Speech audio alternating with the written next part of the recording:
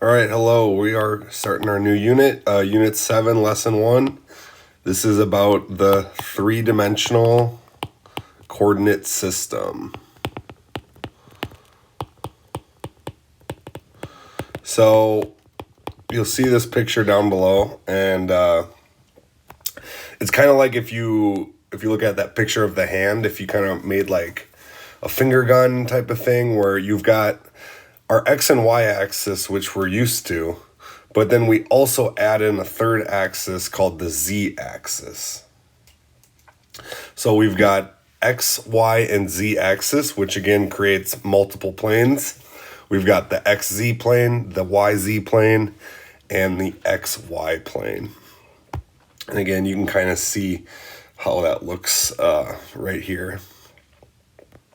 So again, moving along with this, we have a type of orientation. You actually can have right-handed or left-handed orientation. So like for our unit, we're just going to stick with right-handed orientation, where again, you can see octant 1 is like my front to the right octane, and then octane 2 would be behind that. Octane 3 would be to the left, and then octane 4 is on the front, but on the left side. And then 5, 6, 7, and 8 drops below our XY axis. So again, you can kind of see the Z would be sort of negative in this. So again, front right, back left, front left. So we're kind of rotating in a counterclockwise around the Z axis. So let's maybe write that. Rotate counterclockwise around the Z axis. All right. So let's do some examples of plotting a point in space. So if I were, let's just write a couple down. So again, we're going to start with X, Y, and then Z. So maybe if we say, all right, let's do 2, -3, 3, and then we'll do -2, 6, 2, and then we'll do one more. Let's call it 1, 4, 0. So again, I've got to draw kind of my XY axis. It's going to look a little bit different. I'm going to have, this is going to be my Z. This is kind of going to be like my X, and then my Y is going to be over here. So Z, X, Y.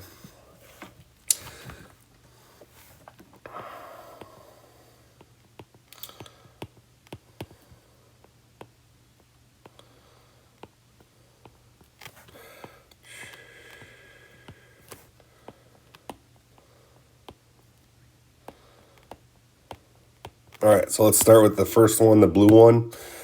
2, -3, 3. So X is 2. So that's going to be, I guess I should add some numbers on here. So we'll say that, again, if this is my X, we got 1, 2, 3, 4. We'll call this 4. This would be -4. If we call this 1, 2, 3, 6, this would be 6. And then 1, 2, 3, 4, 5, 6. This would be -6 for Y. And then kind of the same here. Let's see, 1, 2, 3, 4, +4, -4. So if I'm looking at B, I see that X is 2. So X is going to be +2 right here. Y is -3. So I'm going to go from -2 and -3 here. And then I have to go up 3. I have to move up 3. So I'm going to go from +2, -3. I'm going to go 1, 2, 3. So this is the point 2, -3, 3. For the pink example, -2, 6, 2. So again, my X is going to start at -2. That's right here. My Y is going to be 6, which is all the way down here. And then my z is going to be up 2 as well. So that's going to be about right here. And this would be -2, 6, 2. Last example, green, 1, 4, 0. So x is 1, that's right here. Oops. X is 1, y is 4. So that's going to be 1, 2, 3, 4. So about right there. And then because z is 0, it's not going to have any vertical change to it. It's just going to stay right there. All right, so that was a super quick kind of example or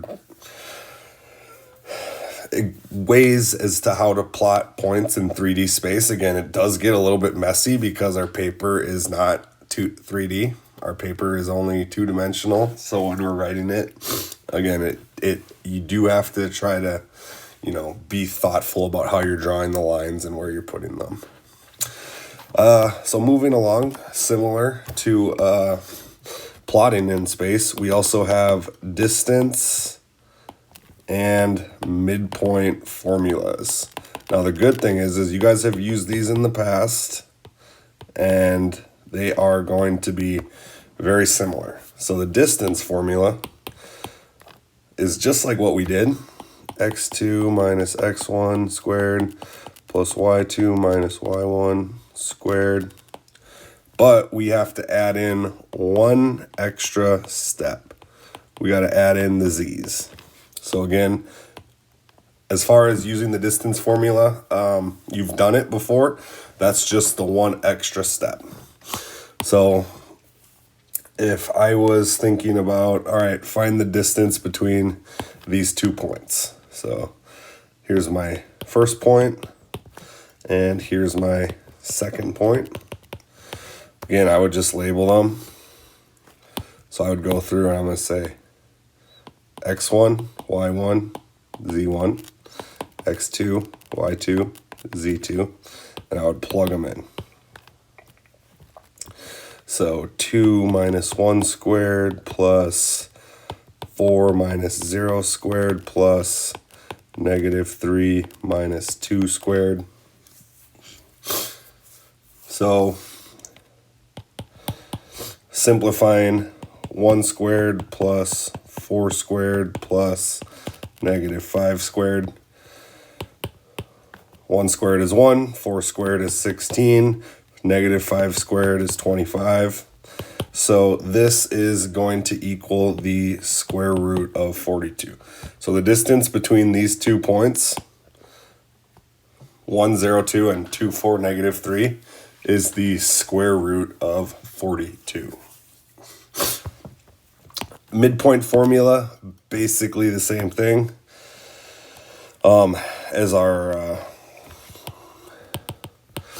is like the original equation, except we have to add in the z's. So again, to find the midpoint, you find the average, add them up, divide them by 2, and that will give you your coordinates.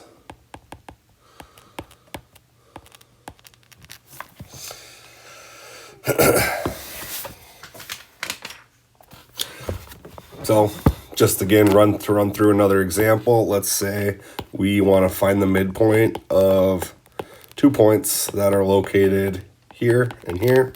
Again, I would go through x1, y1, z1, x2, y2, z2.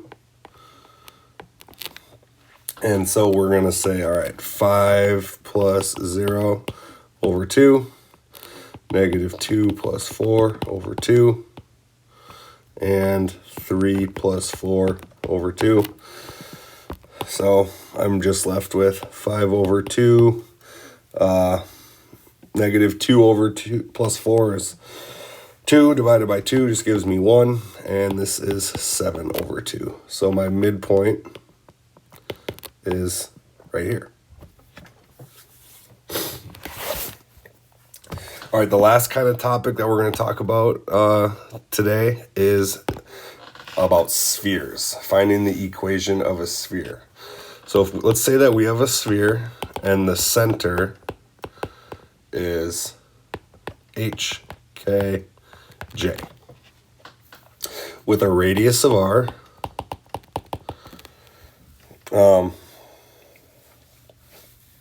so we can use the distance formula to kind of help us figure out the radius. Because our standard equation of a sphere, so standard equation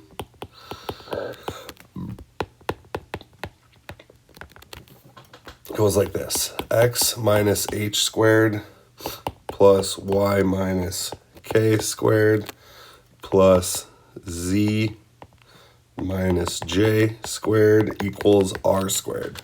So again, if I know what r squared is, I can plug it in. Or the counterpoint to this is, hey, if you don't want r squared, you just want r, well, you can just take the square root of everything, which again is basically the distance formula.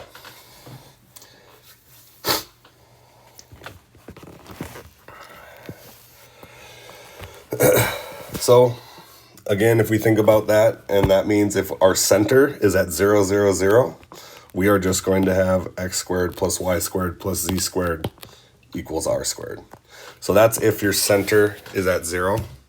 But oftentimes we're going to move the sphere around. So for example, let's find the standard equation with a sphere with a center at 2, 4, 3 with a radius equal to 3. Does this sphere intersect the xy plane? So first thing is to find the equation. So again, I'm going to label. So I'm going to use x minus h squared plus y minus k squared plus z minus j squared equals r squared. So it's going to be x minus 2 squared plus y minus 4 squared plus z minus 3 squared equals 3 squared, which is 9. And so I would just leave it like that. That would be my standard equation. Now it did say, does it break the xy plane? So if I think about my graph, okay, there's z. Let's say that there's x going down here, and then there's y down here. So x, z, y. If I graphed it at a center of 2, 4, 3, so x is 2, y is 4, z is 3.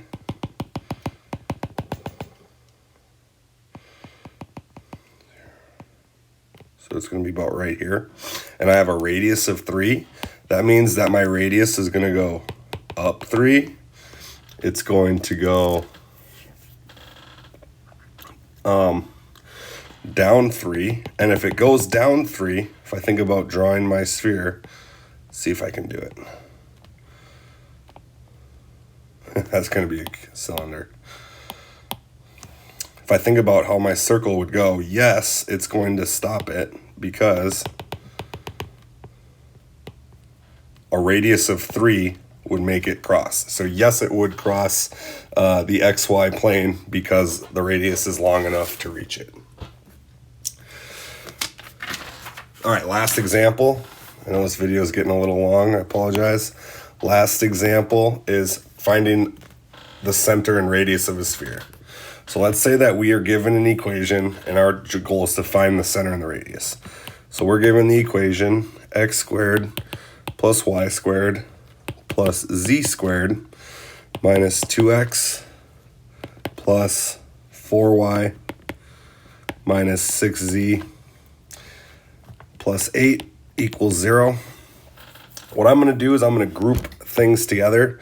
So again, all my x's are going to be grouped together. All my y's are going to be grouped together. And all my z's I'm going to group together.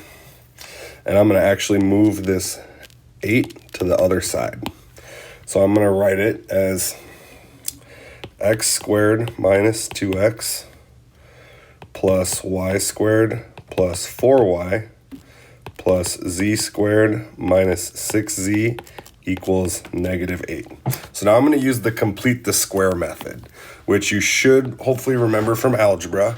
So what we're going to do is we're just going to basically put an extra space for each one of these.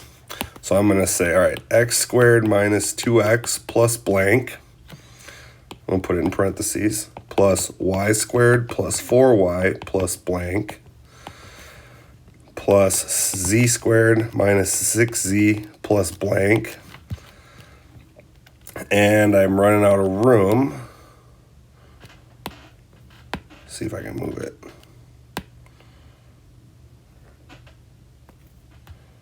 Nice.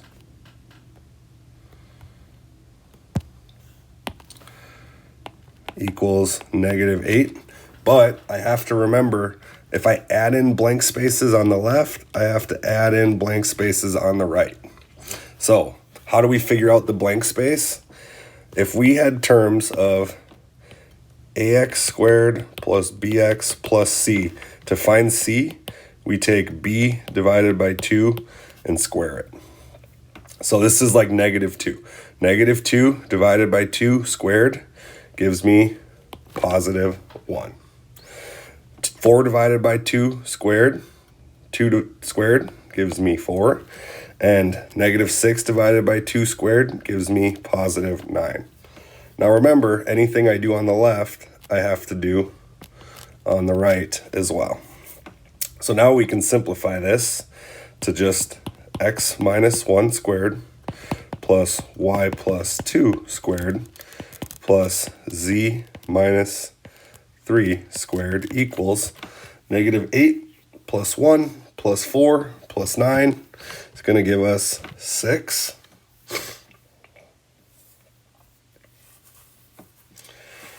Okay. So again, that would give us r squared. So we're going to say that our center is at 1, -2, oops, and 3. And the radius, because again, right now, r squared equals 6. That means that r equals the square root of 6. So my center is at 1, -2, 3, and my radius is at the square root of 6.